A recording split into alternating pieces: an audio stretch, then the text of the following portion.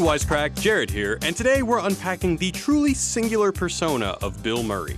Since replacing Chevy Chase on SNL in 1977, Bill Murray has embodied a very particular type of comedy that can best be described as ironic and coolly distant. I don't worry about anything. Over the years, Murray has curiously transcended the label of that goofy dude in movies to essentially that of a comedy legend. Who's Bill Murray? I mean, that's like asking who Gandhi is. Last year, the New York Times ran a piece exploring Murray's peculiar ascent from the status of comedian to the level of a secular saint. I'm a god. Apparently, the amount of pop culture paraphernalia dedicated to Murray rivals that of James Dean, Marilyn Monroe, and Albert Einstein. There is definitely a particular irony to Murray's existence. He has a cameo in Parks and Rec where he plays a corpse, which is only funny because it's Bill Murray. The entire plot of Osmosis Jones takes place inside Bill Murray's body, which seems like the producers telling us, hey, isn't this funny how they're inside Bill Murray? And for some reason, he has a cameo in Space Jam where he plays himself. Producer's a friend of mine, just had a Tiemstra come and drop me off. So what's the deal with this guy? Is this just cult of personality run amok? Or is there something more going on here? Welcome to this Wisecrack Edition on the philosophy of Bill Murray. Have you ever noticed how, in many Bill Murray movies, he doesn't seem to be taking the plot seriously? Real wrath of God type stuff. Exactly. Fire and brimstone coming down from the skies. Human sacrifice, dogs and cats living together, mass hysteria. He stands slightly at a distance from everything, enabling him to maintain a dryly humorous commentary about what's going on around him. What the hell kind of clown are you? The crying on the inside count, I guess. Why worry? Each of us is wearing an unlicensed nuclear accelerator on his back. Murray is perpetually sarcastic, even during otherwise dramatic moments, so much so that he often verges on or outright breaks the reality of the scene. Murray just doesn't give a fuck. It's kinda his thing. It's as if his very presence is licensed to deflate the stakes of an otherwise dramatic moment. Congratulations, you're a father. When his ship is boarded by bloodthirsty pirates in The Life Aquatic, Murray inexplicably goes Rambo and takes back the boat, despite the fact that his character is not a badass at all. The entire premise of The Man Who Knew Too Little is essentially Murray playing a man who has no personal stake in the plot surrounding him, because he literally believes it is the world's most convincing game of improv.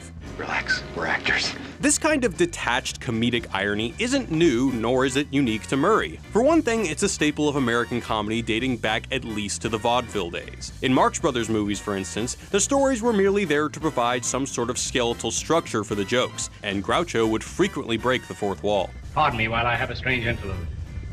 This would be a better world for children if the parents had to eat the spinach. In fact, this ironic, detached kind of comedy goes back to 500 years before the Marx Brothers. Japanese playwright and philosopher Zeami Motokyo trained actors to conceal their intentions as they acted, even from themselves. Much later, German playwright Bertolt Brecht, having been influenced by Japanese theater, trained his actors to develop a style where everything on stage was acted out in quotation marks, so that every line is divorced from its intended dramatic weight. He wanted to make sure that neither his actors nor the audience fully identified with the characters on stage. The purpose of this was to inspire the audience to break free of conventional thinking and bring them a new experience, to make them think again.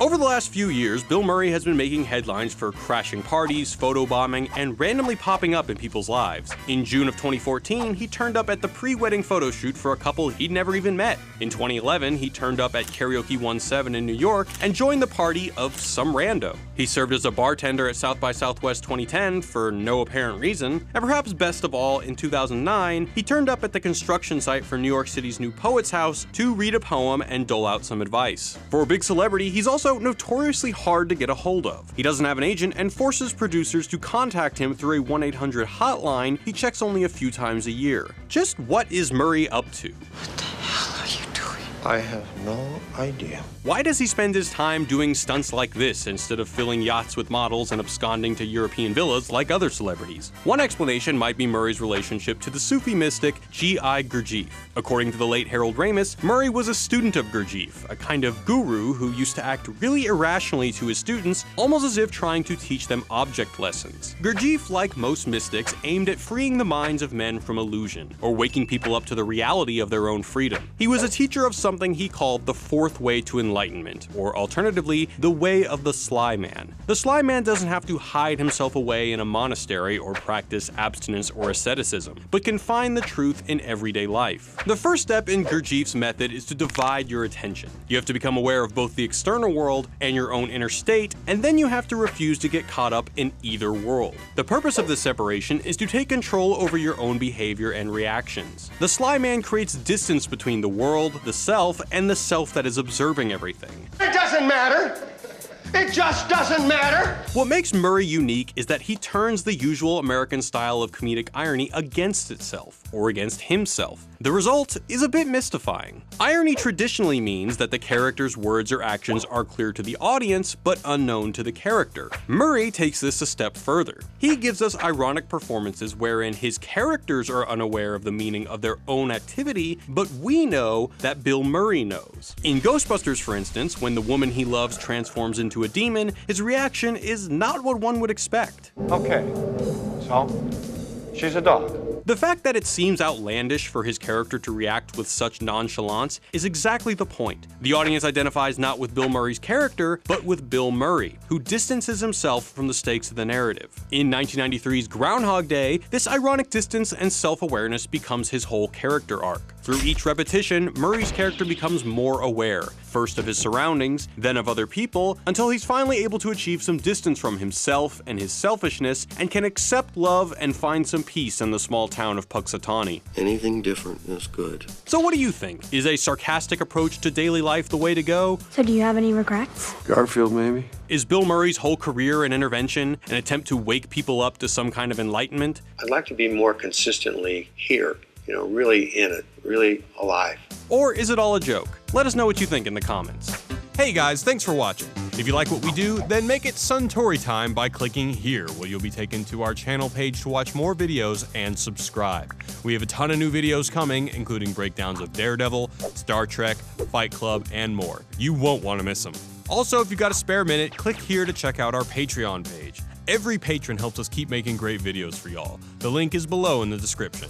And if you're looking for more great content, I want to recommend another channel to you, The Film Theorist. The channel is run by our good friend Matt Pat, who you might know from one of the thousands of other things he does. I mean, seriously, does this guy even sleep? The Film Theorists are making great, mind-blowing videos week after week, exploring your favorite movies and TV shows with thought-provoking theories and scientific breakdowns. Sorta related to Bill Murray, they have a video coming up on Ghostbusters. Matt Pat and team explore the theory that the Stay Puft Marshmallow Man can definitely kill you, but not in the way you might think. So click here to check out their channel page, subscribe when you're there, and let them know that Wisecrack sent you.